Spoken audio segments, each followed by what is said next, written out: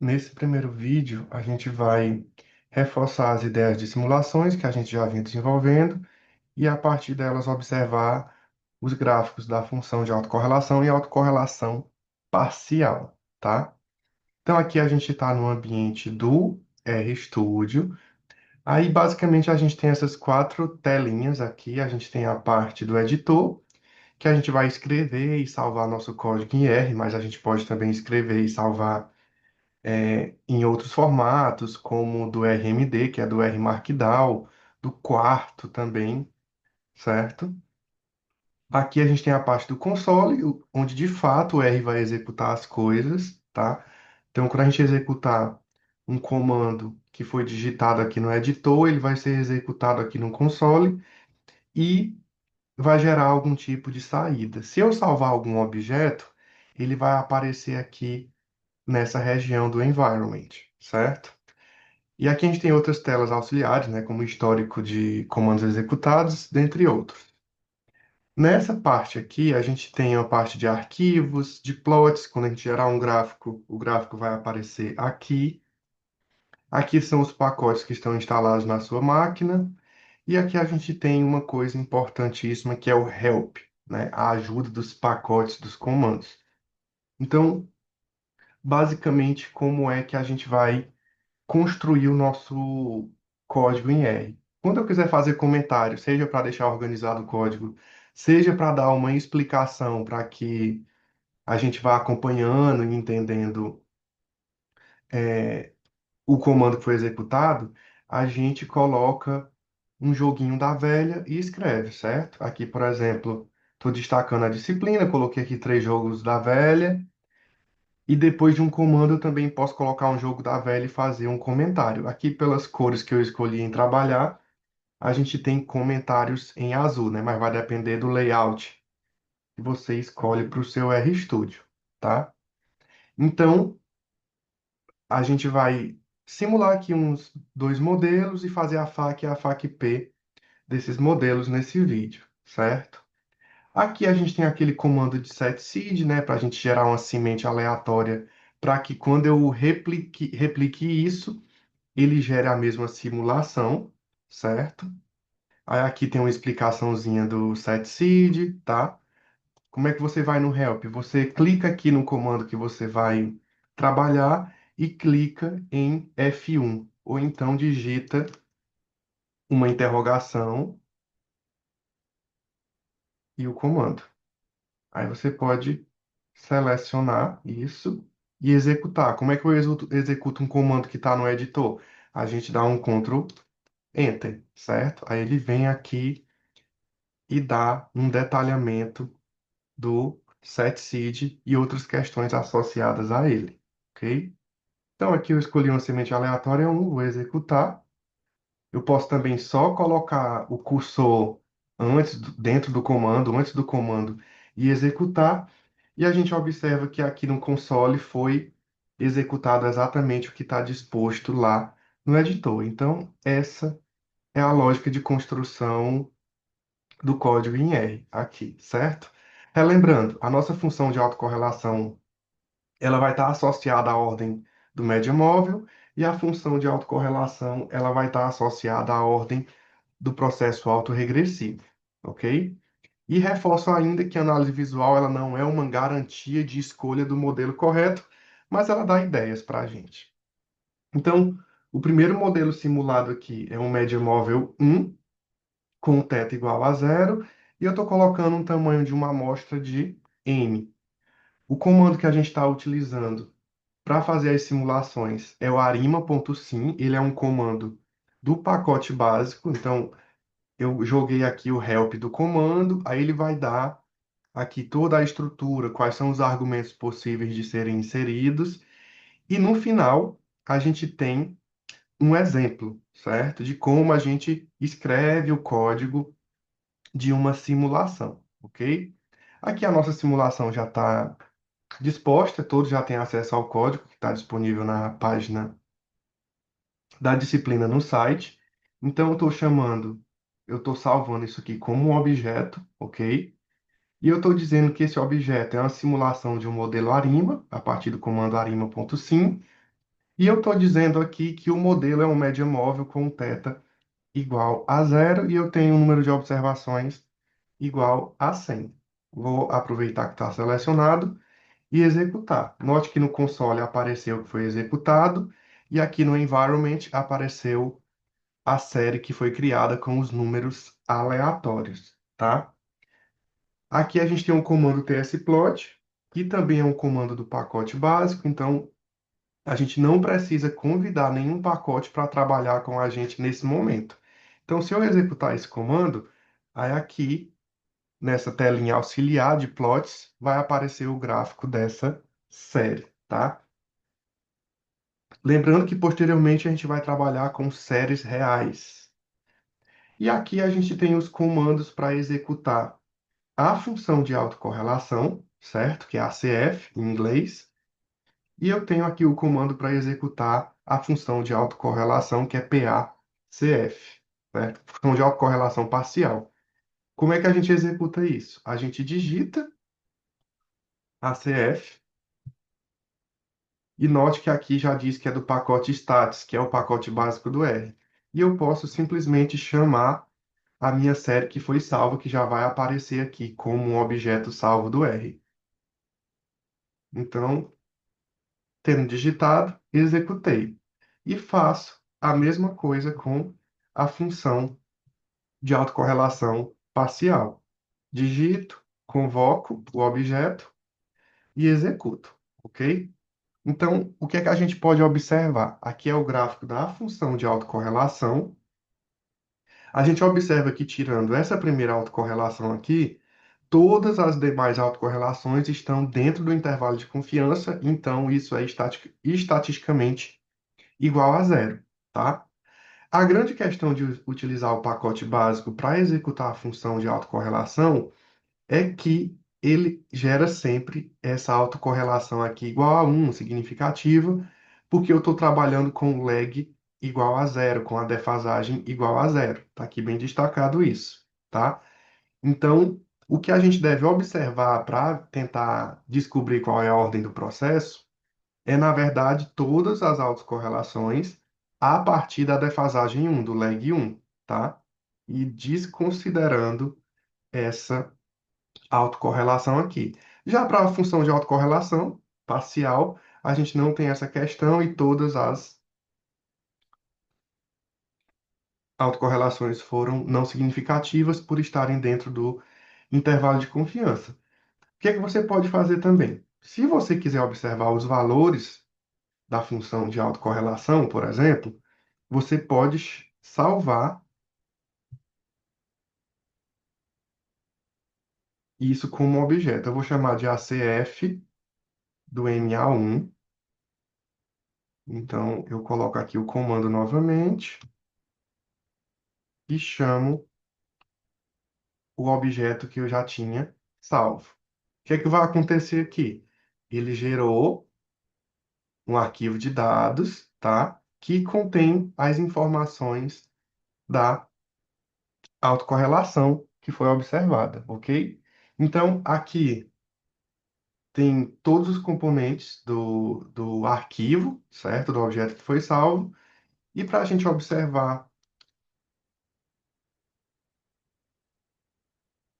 os valores da autocorrelação, a gente pode usar, digita o nome do objeto, coloca o cifrão e digita ACF. E a gente executa. E aqui no console do R, a gente vai observar todas as autocorrelações que foram geradas até a defasagem 21. Lembrando que a gente pode também escolher quantas defasagens vão aparecer no gráfico da função de autocorrelação. Aqui eu estou deixando automático, o default do R. E aqui a gente tem aquela primeira autocorrelação, que é da variável com ela mesma, e logicamente que vai dar 1, certo? Porque eu não estou aplicando nenhuma defasagem. Então, se você quiser observar os valores, é dessa forma que deve ser feito. Mas, basicamente, a gente se preocupa mais com o comportamento gráfico. Uma coisa interessante de falar sobre esse processo médio móvel 1 com o θ igual a zero é que todas as autocorrelações e autocorrelações parciais são iguais a zero estatisticamente, tá? Isso implica dizer que é um processo que não tem memória, porque na verdade esse processo é um processo de ruído branco, como a gente havia comentado em sala de aula.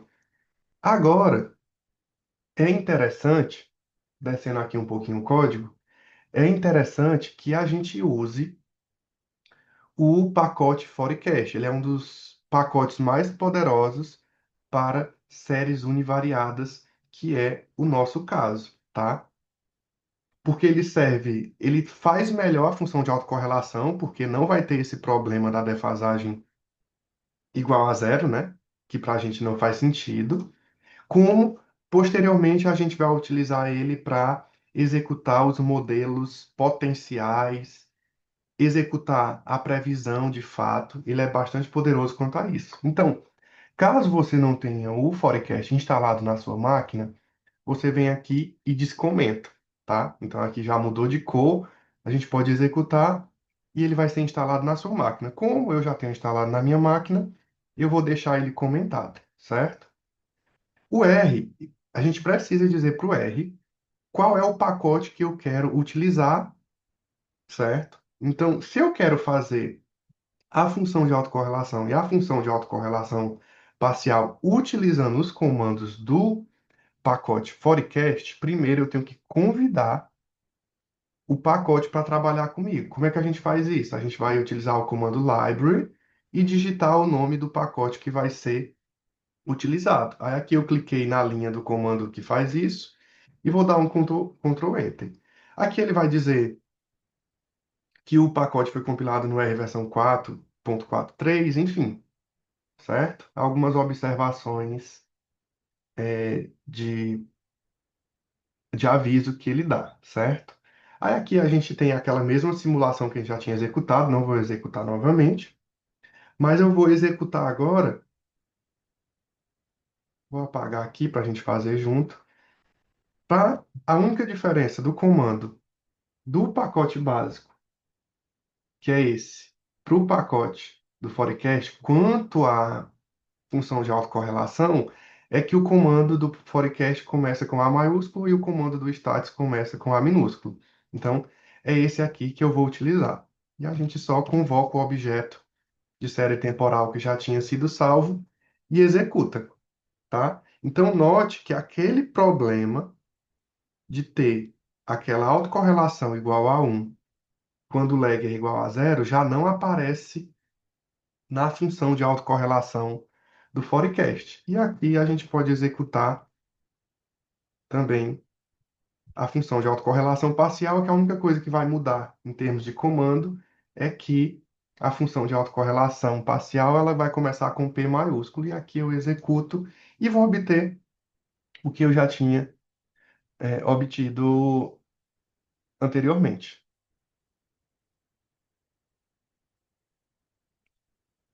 Aí aqui são aquilo que eu já tinha falado, né? A gente pode salvar as funções de autocorrelação e autocorrelação parcial com objetos e observar os valores das autocorrelações. Aí aqui a gente vai executar agora, antes de passar para um processo autorregressivo, a gente vai executar outro modelo média móvel, tá? Mais diferente do ruído branco, porque o nosso θ agora ele é igual a 0,1. Novamente, estou utilizando o arima.sim, que é do pacote básico, mas existe também um comando de simulação do Forecast, mas nesse momento isso não é tão interessante para a gente. Então, aqui eu estou dizendo que o único parâmetro do meu modelo é um média móvel e o θ é igual a 0,1 e o número de observações é igual a 100. Cliquei aqui na linha do código, dou um Ctrl Enter e aqui foi salvo o objeto de séries temporais na minha segunda simulação. Sempre é interessante a gente fazer o plot de uma série temporal. Então, estou executando aqui o comando também tsplot, tá?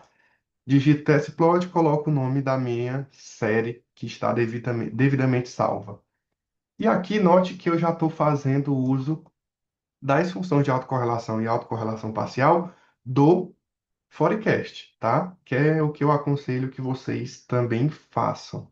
Então, executando aqui a função de autocorrelação, e aqui eu estou executando a função de autocorrelação parcial. Como eu já havia dito anteriormente, o que é que a gente deveria observar aqui, especialmente na função de autocorrelação de um processo média móvel com θ igual a 1? A gente deveria observar uma autocorrelação significativa no lag igual a 1, na defasagem igual a 1, e, posteriormente, todas as outras deveriam ser zero. E na função de autocorrelação, talvez observar alguma espécie de decaimento. Note que, mesmo simulando o processo, a gente não conseguiu observar isso claramente no gráfico. Então, análise gráfica não é garantia de sucesso para identificar o padrão de uma série. Vamos ver como é que vai se comportar esse média móvel aqui, que é com θ igual a 0,9. Aqui é uma simulação 3. Selecionei, vou executar. Já foi salvo como objeto de séries temporais aqui. Vou executar aqui o tsplot. O gráfico da série aparece aqui. E aqui eu vou executar a função de autocorrelação e, posteriormente, executar a função de autocorrelação parcial. Esses dois comandos que eu acabei de executar. Olhando a função de autocorrelação do processo média móvel ainda 1, certo? Com θ igual a 0,9, a gente já consegue observar aqueles critérios de identificação. Observe que a gente tem aqui uma autocorrelação significativa no lag 1, e ali no lag 12 a gente observa que saiu também um pouquinho do intervalo, mas parece bastante com o esperado. Já na função de autocorrelação parcial, até que a gente pode observar um decaimento aqui, mas a gente só tem significância até o lag igual a 4. Então, esse aqui está mais de acordo com o esperado, certo? Aqui tem outras simulações que vocês têm acesso pelo código. Aqui tem algumas simulações de um processo média móvel 2, certo?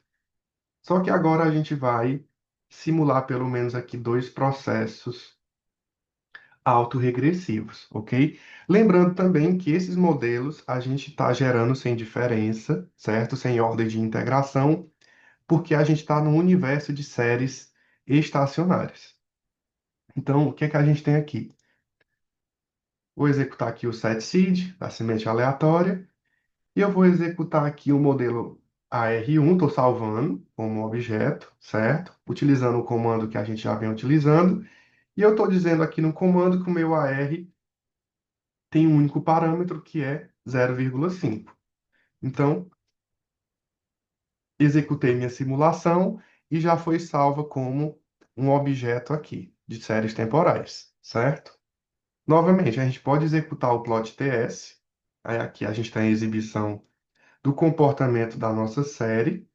E aqui eu tenho a FAQ e a FAQ-P. Lembrando que agora eu sempre estou fazendo uso do forecast. Então, executando a FAQ, eu tenho esse comportamento. Executando a FAQ-P, eu tenho esse outro comportamento. O que é que a nossa análise diz a respeito de uma função de autocorrelação, que é esse gráfico aqui, de um modelo autorregressivo, principalmente o de ordem 1? É que a gente tem um decaimento da autocorrelação. E aqui a gente consegue observar um decaimento em módulo, tá? Por mais que a gente tenha poucas autocorrelações significativas, mas aqui a gente tem um comportamento até razoável quanto à inspeção gráfica. Aqui na função de autocorrelação parcial, o que é que eu quero? Eu quero que apenas a defasagem de ordem 1, o lag igual a 1, seja significativo, porque eu estou tratando de um modelo autorregressivo de ordem 1. E foi exatamente o que aconteceu. Apenas essa autocorrelação foi significativa, as demais estão dentro do intervalo de confiança e são iguais a zero estatisticamente. E na linguagem que a gente vem utilizando, a gente chama isso de truncagem. A gente truncou na defasagem 1 porque as demais são iguais a zero estatisticamente. Vamos fazer aqui outro modelo, uma segunda simulação. Aqui a gente tem o modelo AR1 com o φ igual a 0,8. Então, a gente tem a mesma estrutura, o arima sim, aqui a gente tem um modelo, que é o modelo AR, com um único parâmetro 0,8, e n igual a 100. Executei minha segunda simulação, ela aparece aqui como objeto do R.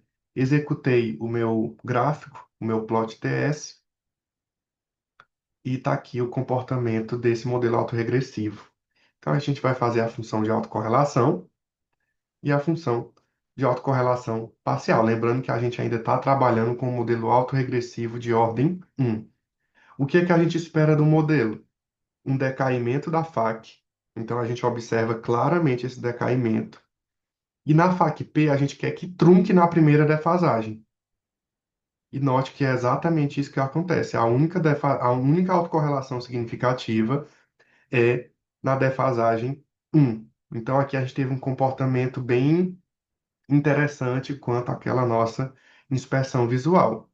Decaimento da FAC e truncagem na ordem do processo, que era o processo que a gente tinha simulado, que era um modelo autorregressivo de ordem 1, com P igual a 1. Então, aqui a gente tem as outras simulações que vocês podem executar posteriormente, e aqui a gente tem as simulações do processo autorregressivo de ordem 2. O que vai mudar é que eu preciso colocar uma lista de parâmetros, né? Parâmetro para defasagem 1, parâmetro para defasagem 2. Sempre que houver alguma dúvida, lembrem de consultar o help dos comandos, certo? E aqui a gente tem uma simulação de um modelo ARMA, e aqui tem outras simulações que foram utilizadas no slide que vocês têm acesso da aula. Então, o que que a gente pode observar? É simples fazer a simulação e é simples executar os gráficos da função de autocorrelação e autocorrelação parcial. Lembrando que a análise visual, ela não é uma garantia de escolha de modelo correto, mas ela é um passo fundamental para a gente observar as características de uma série. E reforço ainda que é sempre interessante que na hora de executar FAC e FAC-P, vocês façam uso do pacote Forecast. Caso ele não esteja instalado na sua máquina, você vem aqui, descomenta e faz a instalação, executando o código, ok? No próximo vídeo, a gente vai reforçar os critérios de identificação novamente e normalidade.